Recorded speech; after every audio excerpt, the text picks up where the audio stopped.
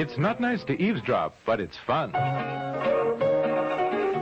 So let's check in on the comedy of errors at the Baxters. On the little things in life.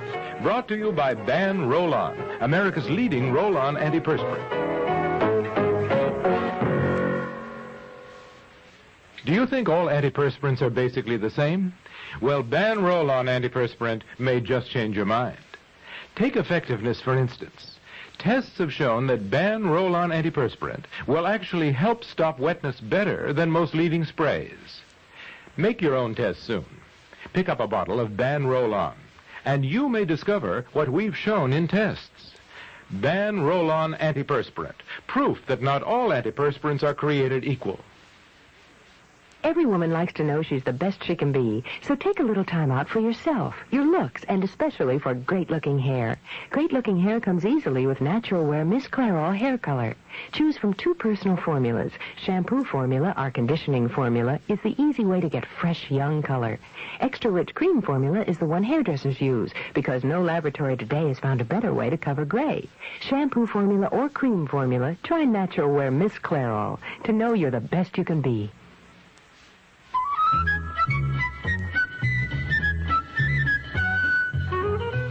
Where in the world have you been? I have phoned everywhere, dear. Oh, down to the village in the hardware store. Open today, Founder's Day? Well, just for 2 hours. Since we're going out to the lake, I want to get some screening for those windows at the cottage. Well, forget the lake, forget the cottage. I don't think we're going. Oh, aren't the folks coming? Did Mother call? They're coming, but we have to change plans. Mrs. Bradley called. Mrs. Bradley? Your boss's wife? Oh, Mrs. yeah, Bradley. yeah. Mrs. Bradley called, and she is out of her mind. It's no news to me. Boy, that woman drives me up a wall. Well, today she's going to drive you not only up the wall, but across the ceiling and down the other side, if I know you. It seems that Paul Revere was rushed to the hospital this morning and had his appendix out. Mrs. Bradley is wild, and she wants you to What take are over. you talking about? Mrs. Bradley said you knew all about it. I don't know anything about it. Well, you know Mrs. Bradley's head of the Bicentennial Committee. Oh, yeah, that. Yeah, I guess so, yeah. You guess so. She said you came to a Chamber of Commerce meeting, dear, and that you all had a big discussion about today's celebration. Oh, yes. Well, I didn't pay much attention. She just went on and on. You don't remember anything about Paul Revere's ride that's going to be reenacted and the Minutemen meeting the Redcoats on the green? Oh, honey, even the newspaper's been full of all the plans. Well, honey, you know me. I don't go in for all that stuff, and I do know you. You know, I bet you sat in that meeting and just made funny remarks to your pals and paid no attention to Mrs. Bradley, didn't you? Probably. Yes, probably. Well, listen, she gets so carried away that you can't... Mrs. Bradley's sending over your costume. I wrote down the directions for the route you take. Now, what did I do with them? What costume? I'll have to drive you to Catonsville where you pick up the horse. What horse? Paul Revere rode a horse, remember? Through the countryside, shouting, "The British are coming, the British are coming." Now, wait a minute. What does that have to do with me? I just told you, honey. She wants you to be Paul Revere. Never. Now, she's tried everyone else. She couldn't reach people. It's such late notice. Some have gone off for the weekend. Others said they couldn't do it or they wouldn't do it. Well, I don't want to be Paul Revere either, and I won't. Now, I'd feel ridiculous. On top of everything, I'd fall off the horse. I told her you hadn't been on a horse for ages. Well, listen, I absolutely refuse to get into that. I tried to get you out of it. How much could I say when she's your boss's wife? I said I would ask you. That's all I said. And she was just hysterical. She said, oh, he has to do it. I'll send over the costume right away. And then she just hung up. I will quit my job before I will doll up like Paul Revere and gallop through the countryside shouting the British are coming. Well, that is up to you. But considering the unemployment situation... Now, honey, right now, I can't do it. I wasn't kidding. I will fall off the horse. Darling, you don't have to gallop through the countryside. Surely you'll stay on if you just ride the horse and hang on to the saddle. Well, let me tell you what it involves anyway while you're thinking.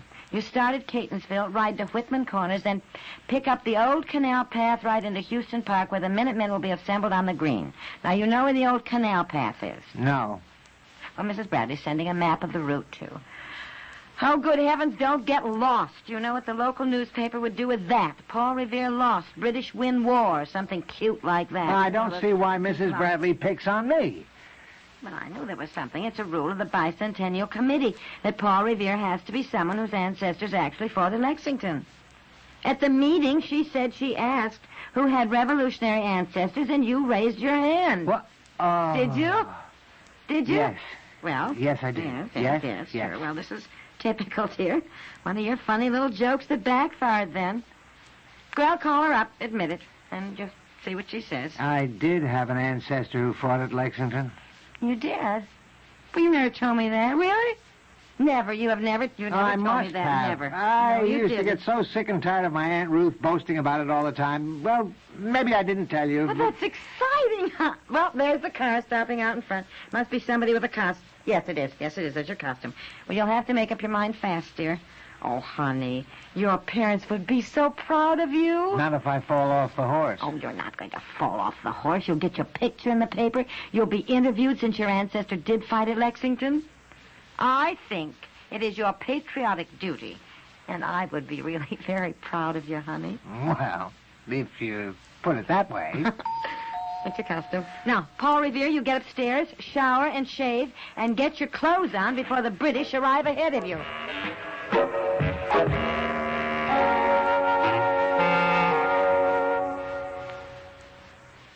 In my house, we've got a fully automatic kitchen. Me.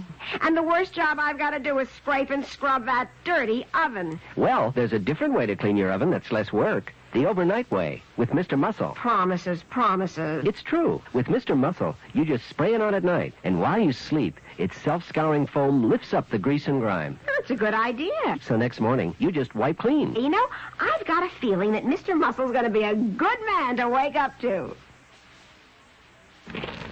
I sweep my floor and I still hear sugar underfoot. I hate that straw broom. That's the kind of dirt straw brooms miss. But an O-Cedar angler broom would get it.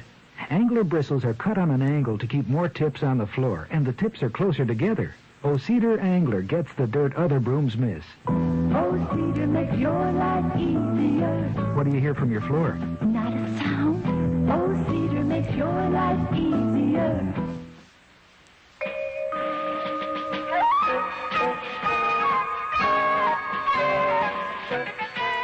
You look marvelous. Yeah? Yeah. I feel a little silly. His knee pants. Shoes with the silver buckles are gorgeous. My wig itches. Well, it looks great. Put the hat on now. You look marvelous. I love that shirt with the big full sleeves. I wish I had one like it. I wonder if my ancestor looked like this. Probably. Actually, you know something? It isn't until you get dressed up like this that you begin to understand, begin to realize about the beginning of America, how it started. Uh-huh. I never thought that much about it before, not really. I think Americans, most of us, take what we have for granted, pretty much, forgetting what the colonists went through. Yes. Now stop looking at yourself in the mirror. Come on, you ready now so I can show your mother what you look like? Your folks came while you were showering. I didn't tell them a thing. I wanted to surprise them. Oh, where are they? Well, your mother's downstairs having some lemonade. Come on, Debbie drove your dad down to the store for something while it's still open. Don't trip now going down the stairs. No, Grab your I'll shoes. try not to. Shoes are a little big. there's- Oh, Mother! Get a load of your baby boy. Look at him. Hi, dear. Heavens, what are you doing in that getup? it's telling Going to be Paul Revere today, galloping What? through the countryside, shouting, "The British are coming! The British are coming!" The bicentennial celebration at the park today, Mother. Well, look at you, aren't you something? But how come you're going to be Paul Revere? Well, they asked me. They had to have someone, Mother, who had an ancestor at Lexington. And today I shall distinguish the family if I don't fall off that horse. Oh, stop it. Mother, he won't fall off now, don't worry. Anyhow, he doesn't have to ride too far. Yes, but I don't understand why. Mother, it's all being reenacted historically. The Minutemen will be on the green facing the British. Yes, I understand. I get all that. You know, I wish sometimes you wouldn't treat me as though I didn't have all my marbles just because I'm over 65. Mother, we don't feel... Oh, yes, you do. But what I want to say is, if you're going to be so historical, why are you Paul Revere? I mean, why are you going to be fighting on the wrong side? What? What do you mean? You know your great-great-great-grandfather was a Tory. Tory? Yes. Redcoat? Yes, he was captured and shot. Not at Lexington, but later. Captured and shot? Yes, dear. Oh, your Aunt Ruth always pretended otherwise, but it wasn't true. He was a Tory, and the family has never talked about it much, you know, for that reason. Well, a redcoat. Better call Mrs. Bradley.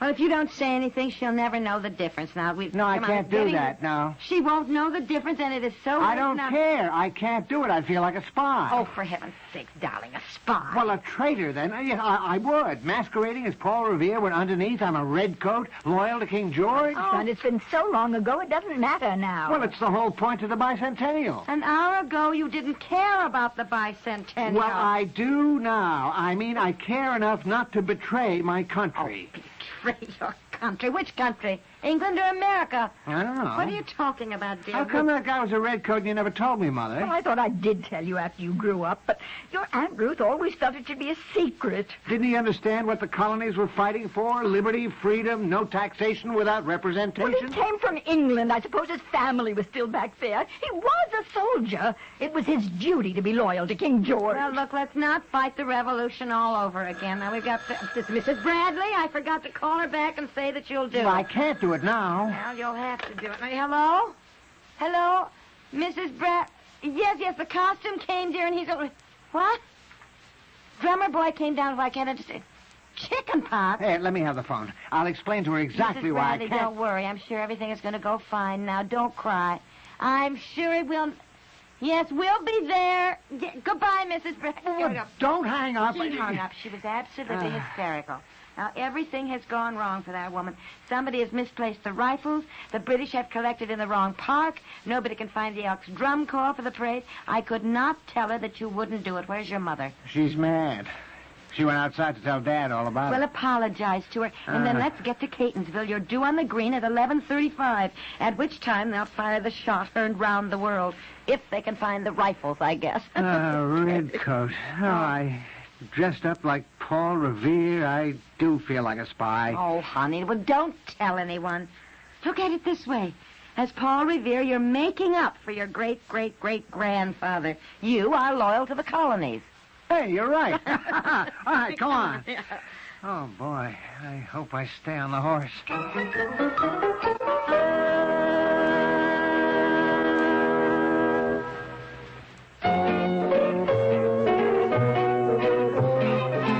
The Little Things in Life has been brought to you by the O-Cedar Angler Broom. It gets the dirt other brooms miss.